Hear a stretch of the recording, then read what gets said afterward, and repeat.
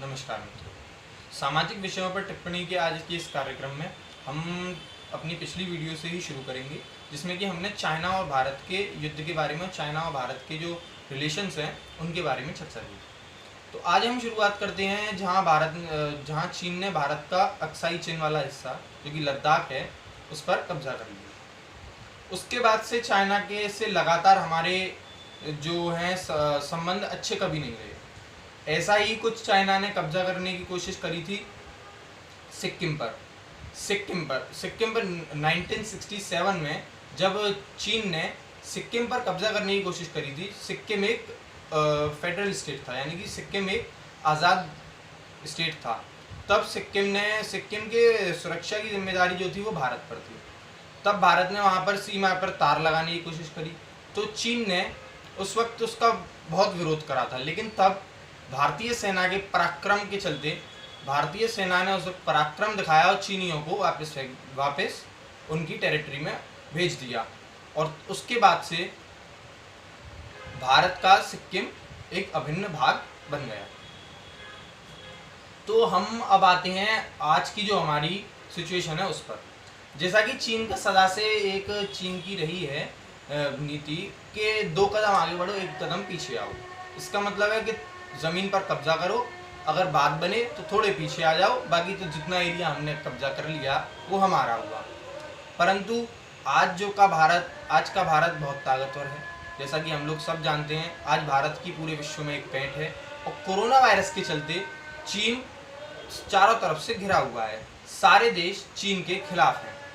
इसमें एक बहुत मुख्य जो देश है अमेरिका, वर्ल्ड का सुपर पावर है, और वो आज भारत के साथ है। क्यों?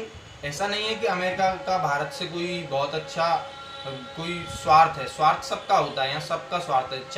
अमेरिका का स्वार्थ है कि चाइना का वर्चस्व पूरे विश्व में बढ़ रहा है। क्योंकि साउथ चाइना सी जो है उसको अमेरिका और चाइना दोनों ही शेयर करते हैं। और साउथ चाइना सी में सबसे बड़ा दुश्मन अगर कोई है चीन का, तो वहाँ अमेरिका है, वहाँ जापान भी है, वहाँ पर ताइवान भी है।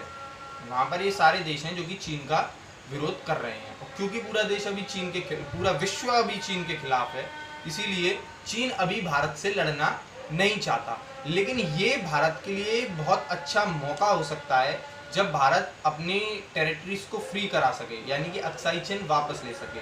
क्योंकि अभी साउथ चाइना सी में अमेरिका सामने खड़ा हुआ है चीन के, और अगर चीन कुछ भी युद्ध करता है कहीं पर भी, और अमेरिका क्योंकि भारत के साथ है, तो वो चीन पर वहीं से कब्जा कर सकता है।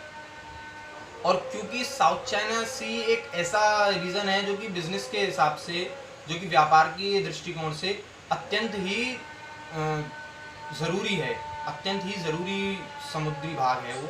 वहाँ से पूरे विश्व का व्यापार एक तरह से कंट्रोल होता है, क्योंकि वहाँ से जापान भी व्यापार करता है, अमेरिका भी व्यापार करता है, और अमेरिका वहाँ अच्छी खासी ताकत रखता है, और चाइना उसमें अपना वर्चस्व बनाना चाहता है। क्योंकि चाइना की सदा से रीति रही है और सदा से नीति भी रही है कि वो कब्जा करता है।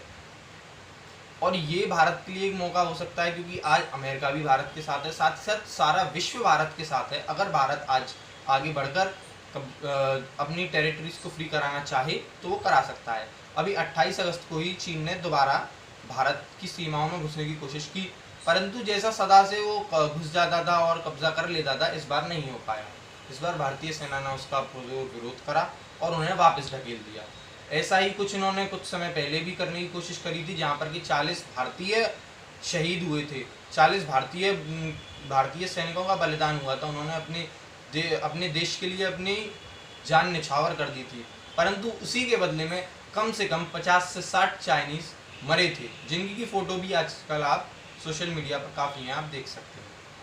तो मैं अंत में बस इतना ही कहना चाहूँगा कि आज भारत के पास बहुत अच्छा एक सुनहरा मौका है, जब भारत अपनी टेरिटरीज को फ्री करा सकता है और साथ ही साथ चाइना के बढ़ते वर्चस्व को कम कर सकता है। इसके लिए हम और आप क्या कर सकते हैं?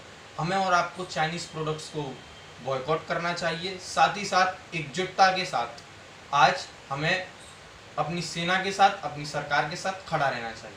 नमस्कार।